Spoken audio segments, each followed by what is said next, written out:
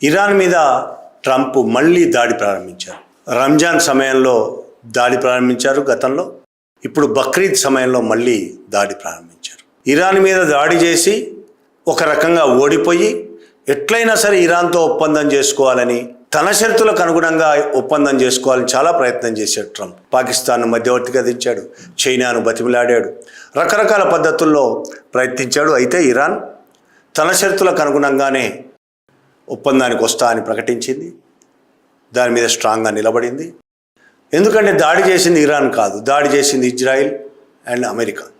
కాబట్టి మళ్ళీ ఇంకొకసారి ఈ విధంగా దాడి జరగకుండా ఉండాలంటే దాని మీద ఖచ్చితమైన ఒప్పందం జరగాలని, మరోసారి దాడి జరగకూడదని, హర్ముజ్ జలసంధి మీద తన పట్టు ఉండాలని, అలాగే యురేనియంకి సంబంధించి కూడా తను నాశనం చేయబోనని, ఇట్లా కొన్ని తన షరతులకు అనుగుణంగానే ఒప్పందం జరగాలని ఇరాన్, లేదు తన షరతులకు అనుగుణంగానే ఒప్పందం జరగాలని ట్రంప్, రెండు పట్టుబట్టి కూర్చున్నాయి. కాబట్టి చర్చల వైపు జరుగుతుండగానే మళ్ళీ ట్రంప్ దాడి చేశాడు. నిజానికి ట్రంప్ అంతకు ముందే ఇక యుద్ధం ముగిసింది, ఒప్పందం కుదిరే పరిస్థితి ఉన్నది, ఒప్పందం కుదరబోతుంది అనేకసార్లు మాట్లాడాడు. ఇది ఒప్పందం కుదురుతుంది, ఇరాన్ ఇక మా మాట వింటుందని చెప్తాడు, మళ్ళీ దాడి చేస్తాడు, మళ్ళీ మాట మారుస్తూ ఇలా రకరకాలుగా మాట్లాడుతున్నది. 2-3 రోజుల క్రితమే ఒప్పందం కుదిరింది, చర్చలు జరుగుతున్నాయి, ఒప్పందం కుదిరింది, ఇక యుద్ధం ఉండకపోవచ్చు అని మాట్లాడిన ట్రంప్ నిన్న మళ్ళీ ఇరాన్ మీద దాడి చేశాడు. ఇరాన్ మీద దాడి చేయడానికి ఇజ్రాయిల్ ఒత్తిడే ప్రధాన కారణమని